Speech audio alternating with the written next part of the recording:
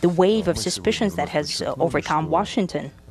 We have highlighted once again that all speculations about our alleged interference in domestic processes in the United States are baseless.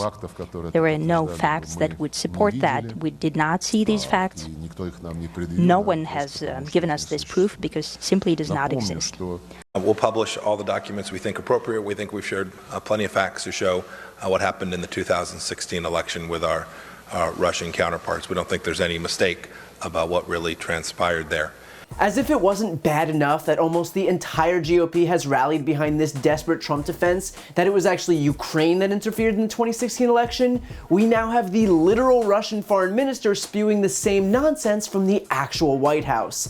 And what's even worse is Pompeo's half-hearted defense, saying only, we think we have plenty of facts that show what happened in the 2016 election with our Russian counterparts. Talk about a condemnation. He doesn't even have the courage to say, with a modicum of conviction, that we know unequivocally that not only did Russia launch a cyber attack against this country and meddle in our last election in a state-sponsored interference campaign, but that it's unacceptable, that it's tantamount to an act of aggression against this country, that any attack on our country will be reciprocated with at least equal force, anything at all besides, we think we have plenty of facts that show what happened in the 2016 election with our Russian counterparts? Or is it just our allies that the Trump administration can manage to push around? Here's the thing. I don't know whether it's because they're truly that deferential to the Kremlin, or because they just don't care since it was to their benefit, or if they don't want to upset anyone because they're expecting more help in 2020. But whatever the reason, the United States could not possibly look more weak here. And yet, because of the way the GOP has embraced their BS talking points, Russia obviously feels confident enough to stand up in the White House on the biggest stage in the world and pretend that they never interfered in our own election. All while the Secretary of State can barely find the words to eke out a rebuttal. I don't usually like to play the what if Obama did this game, but if Barack Obama ever let a hostile foreign power spout talking points from the White House that contradict our entire intelligence community, and then only offer some half-hearted denial, the Republican caucus would try to impeach him for that alone. And yet this was a long time coming. Republicans, following the lead of Trump, have gone from all but silent to outright effusive in their claims that we should be looking at Ukraine and not Russia for meddling in the election. Do you believe Ukraine meddled in the American election in 2016? I do, and I think there's considerable evidence. You do? You do? Yes, look, and Chuck, let me say. This is, Senator, this sort of strikes me as odd, because you went through a primary campaign with this president. He launched a birtherism campaign against you. He went after your faith. He threatened to, quote, spill the beans about your wife about something. He pushed a National Enquirer story, which we now know he had a real relationship Chuck, with the editors your of the National dragging Enquirer. up all that garbage. Senator, that's very kind of you.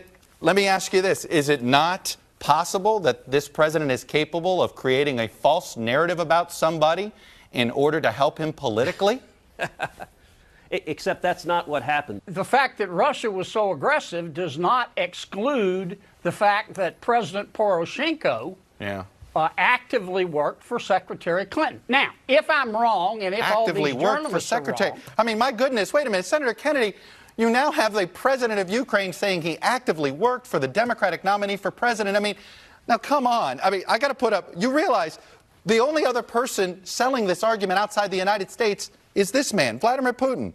This is what he said on November 20th. Thank God nobody is accusing us anymore of interfering in U.S. elections. Now they're accusing Ukraine. Well, let them sort this out among themselves. You just accused a former president of Ukraine. You've done exactly what the Russian operation is trying to get American politicians to do. Are you at all concerned that you've been duped? No. And in case there was any doubt, they knew exactly who they were performing for. Trump actually took time out to congratulate Cruz on his job well done. We broke the stock market record. I believe it's 132 times during the course of less than 3 years as president, so that's something. And by the way, you were great on television this weekend. I admired that you did a fantastic job. Everyone's talking about it in a very positive way, too, so congratulations. Yeah. He's a hater. He's definitely a hater. That came out loud and clear. Congratulations. And here's the thing, the GOP is selling this country out for no reason other than to save a criminal. There's literally zero other benefit to pandering to Russia. They're not some top trading partner, they're not an economic superpower, even Putin isn't popular at home, which is why he won't hold fair elections. But Republicans choose to parrot Kremlin talking points anyway because they think that if they can pretend that Russia never interfered in our election, then they can absolve Trump and he can stay in power and they can keep enacting their agenda. It's simple. They're so desperate to retain their grip on power that they are literally willing to cozy up to a country that just finished attacking us, all for some cheap political points for Donald Trump. For a person who we all know committed impeachable offenses. That's the worst part of all of this. It would be bad enough for them to defend just the average Republican because of blind partisanship, but to do it for someone who got caught running an international extortion scheme, who admitted to it on national television and tried to lock away the summary of a call in a secure server and blocked his administration officials from testifying about it to Congress, that's the guy who you're shredding up the Constitution for? And look, I know the GOP's only priority these last few months has been just to keep their heads above water on a day-to-day basis since they've opted to hitch their wagons exclusively to Trump, but it would probably serve them well to step back for a moment and recognize that their desperate defense of the president has culminated into the Russian foreign minister showing up at the White House on the heels of a large-scale Russian aggression campaign against our own country and parroting Kremlin talking points that Republicans themselves have spouted in recent days. I'm not sure a single member of the GOP would recognize themselves or their party if you'd have told them just a few years ago what they would ultimately become.